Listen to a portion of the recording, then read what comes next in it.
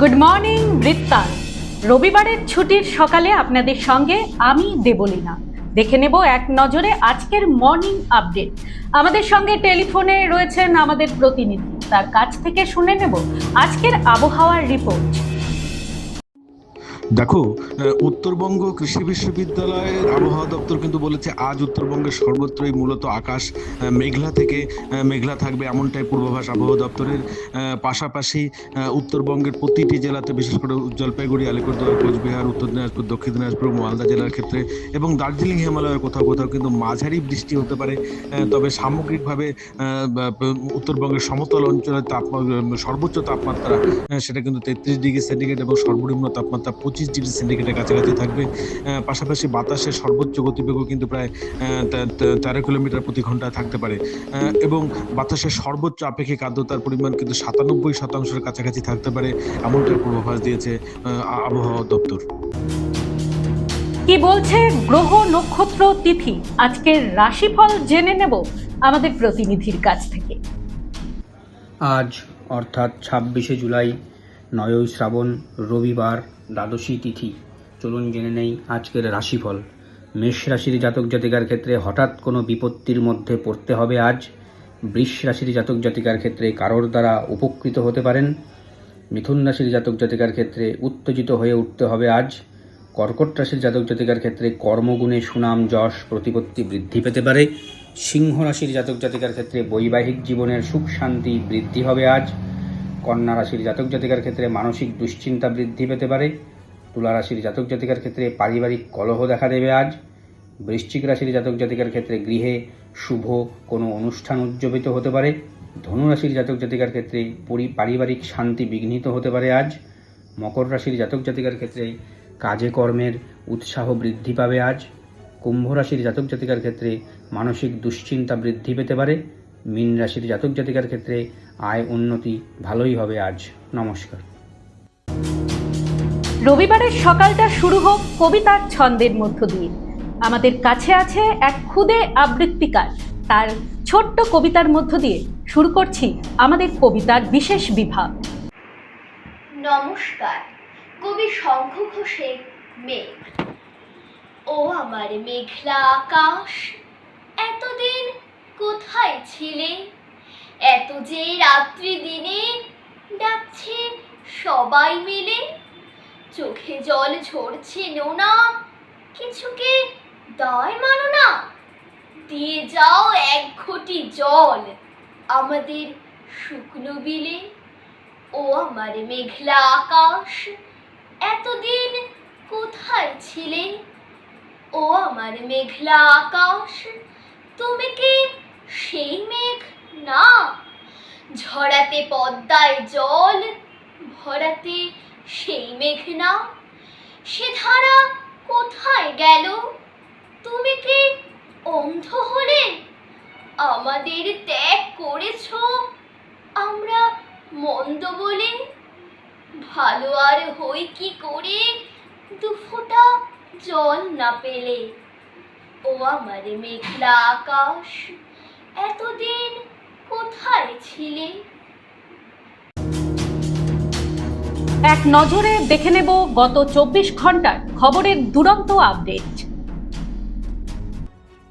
পথকুকুরদের প্রাণঘাতী সংক্রামক রোগ থেকে সুরক্ষা দিতে রবিবার বিকেলে রায়গঞ্জ শহরে বিশেষ ডিএইচপিপি ভ্যাকসিনেশন ক্যাম্পের আয়োজন করল স্বেচ্ছাসেবী সংগঠন ফিট পজ ইনিশিয়েটিভ।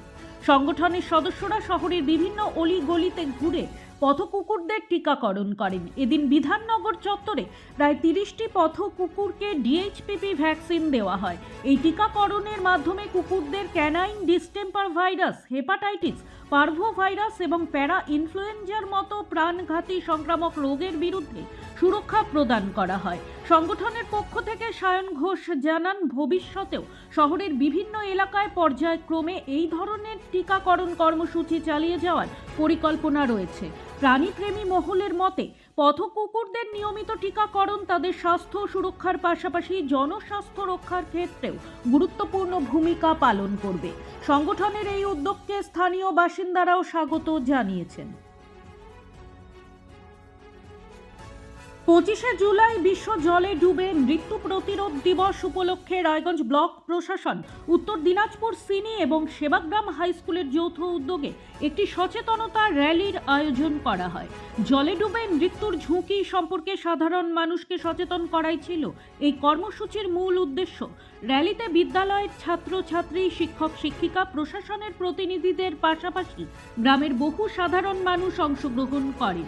বিভিন্ন সচেতনতামূলক প্ল্যাকার্ড ও স্লোগানের মাধ্যমে জলাশয়ের পাশে সতর্কতা অবলম্বন, শিশুদের নজরদারিতে রাখা, সাঁতার শেখার গুরুত্ব এবং জরুরি পরিস্থিতিতে দ্রুত উদ্ধার ব্যবস্থার মতো বিষয়গুলির ওপর গুরুত্ব আরোপ করা হয়। আয়োজকদের বক্তব্য, বর্ষাকালে নদী, পুকুর ও অন্যান্য জলাশয়ে দুর্ঘটনার আশঙ্কা বেড়ে যায়। তাই এ ধরনের সচেতনতামূলক কর্মসূচির মাধ্যমে মানুষের মধ্যে সতর্কতা বৃদ্ধি করলে অনেক অকাল মৃত্যু প্রতিরোধ করা সম্ভব। রায়গঞ্জের রামপুর গ্রাম পঞ্চায়েতের নাওঘাটা নদীর ওপর নতুন সেতু নির্মাণের কাজ বর্ষার কারণে আপাতত বন্ধ হয়ে পড়েছে। তৃণমূল সরকারের আমলে পুরনো সেতু ভেঙে নতুন ব্রিজ নির্মাণের কাজ শুরু হলেও বর্ষা নামার পর নদীর জলস্তর বেড়ে যাওয়ায় কাজ স্থগিত রাখতে হয়েছে। ফলে নদী পারাপারে চরম সমস্যার মুখে পড়েছেন এলাকার সাধারণ মানুষ, পড়ুয়া, কৃষক এবং নিত্যযাত্রীরা। এই পরিস্থিতিতে সাধারণ মানুষের দুর্ভোগ লাঘব করতে রায়গঞ্জ পঞ্চায়েত সমিতি এবং হেমতাবাদের বিধায়ক হরিপদ বর্মনের উদ্যোগে নদীর ওপর একটি অস্থায়ী বাঁশের সাঁকো নির্মাণের কাজ শুরু হয়েছে। স্থানীয়দের দাবি, সাঁকোটি চালু হলে আপাতত যাতায়াতের সমস্যা অনেকটাই কমবে। রায়গঞ্জ পঞ্চায়েত সমিতির বিরোধী দলনেতা মলয় সরকার জানান, পঞ্চায়েত সমিতির উদ্যোগে প্রায় 2 থেকে 3 লক্ষ টাকা ব্যয়ে এই অস্থায়ী বাঁশের সাঁকো নির্মাণ করা হচ্ছে। বর্ষাকালীন সময়ে সাধারণ মানুষের নিরাপদ যাতায়াত নিশ্চিত করতেই এই উদ্যোগ নেওয়া হয়েছে বলে তিনি জানান। এলাকার বাসিন্দারা এই উদ্যোগকে স্বাগত জানিয়েছেন। তবে তাদের দাবি, অস্থায়ী সাঁকো সমস্যার সাময়িক সমাধান হলেও দ্রুত নতুন স্থায়ী সেতুর নির্মাণ কাজ সম্পূর্ণ করে যান চলাচলে উপযোগী করে তুলতে হবে। প্রতিদিনের প্রতি মুহূর্তের খবরের আপডেট পেতে চোখ রাখুন নিউজ বৃত্তান্তের ফেসবুক পেজে। সাবস্ক্রাইব করুন নিউজ বৃত্তান্ত ইউটিউব চ্যানেলকে।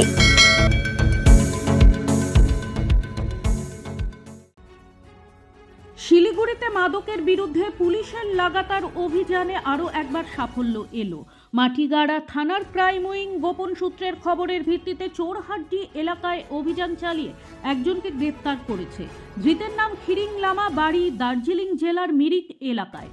পুলিশ সূত্রে জানা গেছে, তার কাছ থেকে তল্লাশি চালিয়ে 176টি নিষিদ্ধ ক্যাপসুল এবং 17টি নিষিদ্ধ কাশির সিরাপ উদ্ধার করা হয়।